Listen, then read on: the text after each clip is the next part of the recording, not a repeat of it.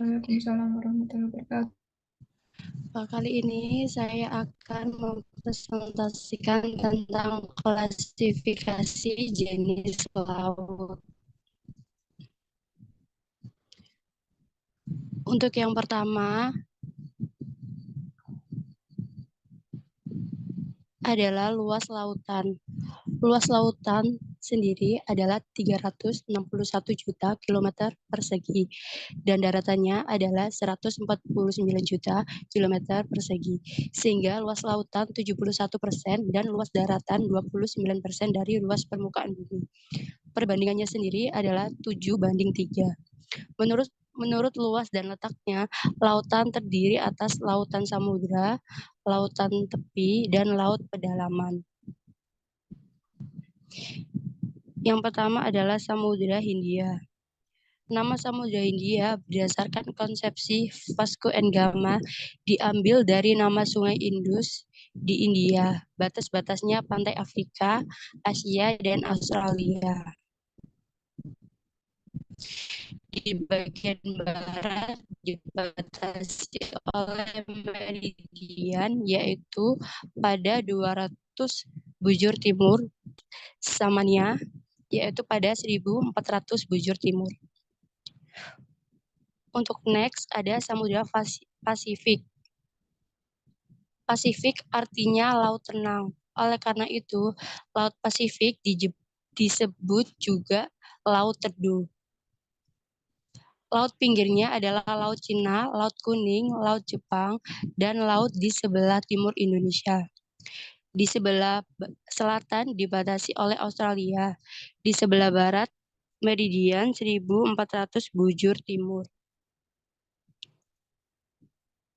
Yang kedua ada Samudra Atlantik. Nama ini berasal dari bahasa Yunani untuk menghormati raksasa Atlas. Nama Atlantik ini berasal dari konsepsi Mercator. Menurut dugaan di Atlantik dahulu terdapat suatu negeri Atlantis dongeng. Batas utaranya sampai Selat Bering. Di sebelah baratnya meridian 670 bujur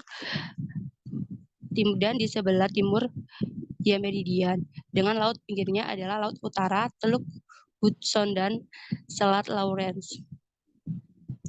Berdasarkan letaknya, laut dibedakan menjadi 3 bagian, yaitu laut pedalaman, laut tengah, dan laut tepi. Untuk contoh laut pedalaman adalah Laut Kaspia, Laut Hitam, dan Laut Baltik. Sedangkan laut tengah contohnya adalah menghubungkan benua Afrika dan benua Eropa. Sedangkan contoh laut tepi adalah Laut Cina Selatan dan Laut Jepang. Next adalah contoh dari laut tengah, laut pedalaman, dan laut tepi. Pembagian laut berdasarkan kedalaman dan zonifikasinya. Pertama adalah laut litoral, zona yang ada antara pasang naik tertinggi dengan pasang surut terendah. Zona ini dikatakan juga zona pantai yang merupakan peralihan antara darat dengan laut. Next adalah zona neritis. Zona laut ini dari pasang surut terendah sampai dengan kedalaman sekitar 200 meter. Zona neritis merupakan laut dangkal pada keadaan topografi dasar laut di depannya.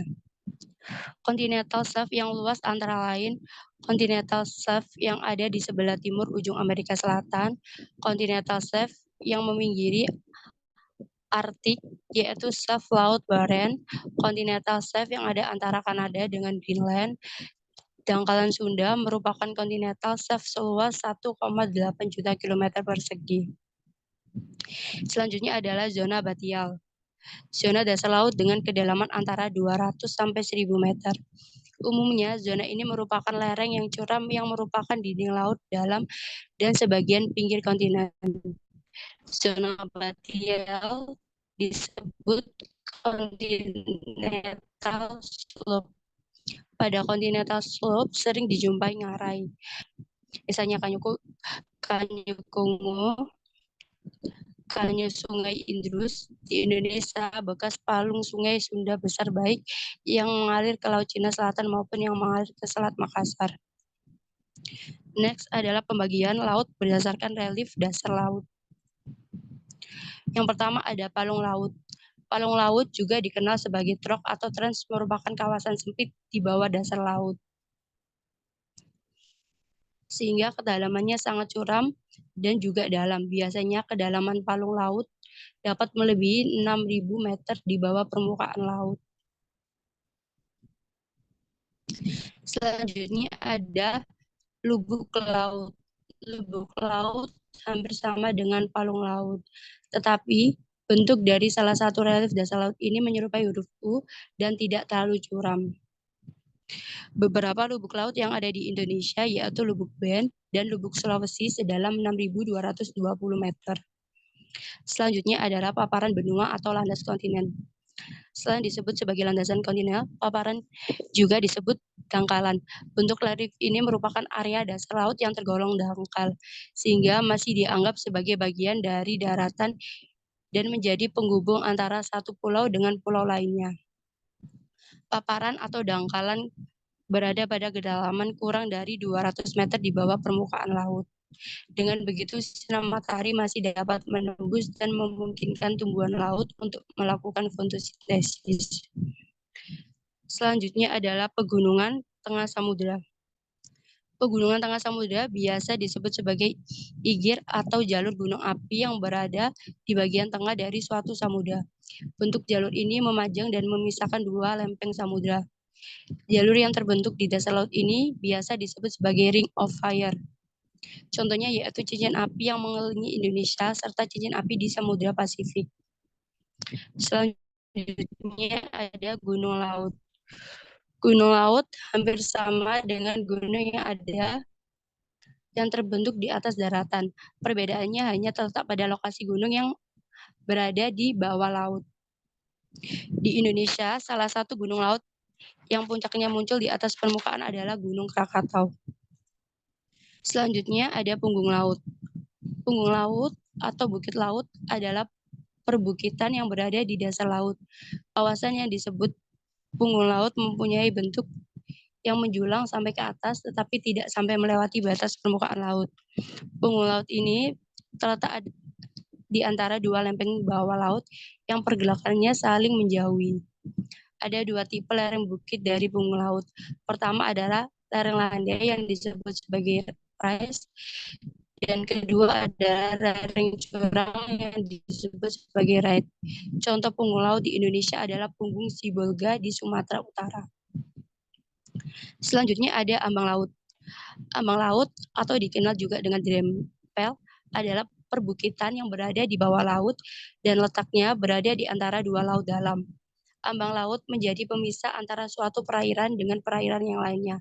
Beberapa contoh yaitu Laut Sulawesi dan ambang laut Aru. Next ada ngarai bawah laut. Istilah lain untuk menyebut ngarai bawah laut adalah submarine canyon. Sebenarnya ngarai ini merupakan suatu daratan yang pada awalnya mempunyai penampakan alam berupa lembah dan sungai. Umumnya, ngarai bawah laut terletak di kedalaman sekitar 2.000 meter di bawah permukaan laut atau berada di permukaan paparan benua. Beberapa ngarai bawah laut di Indonesia Sunda. Ngarai di kedua kawasan ini awalnya adalah bagian dari daratan benua Asia. Selanjutnya adalah Pulau Koral atau terumbu karang. Pulau Koral adalah sebuah pulau yang tersusun dari terumbu karang yang muncul di atas permukaan air laut. Pulau ini dapat muncul maupun hilang sesuai kondisi pasang surut air laut. Terima kasih.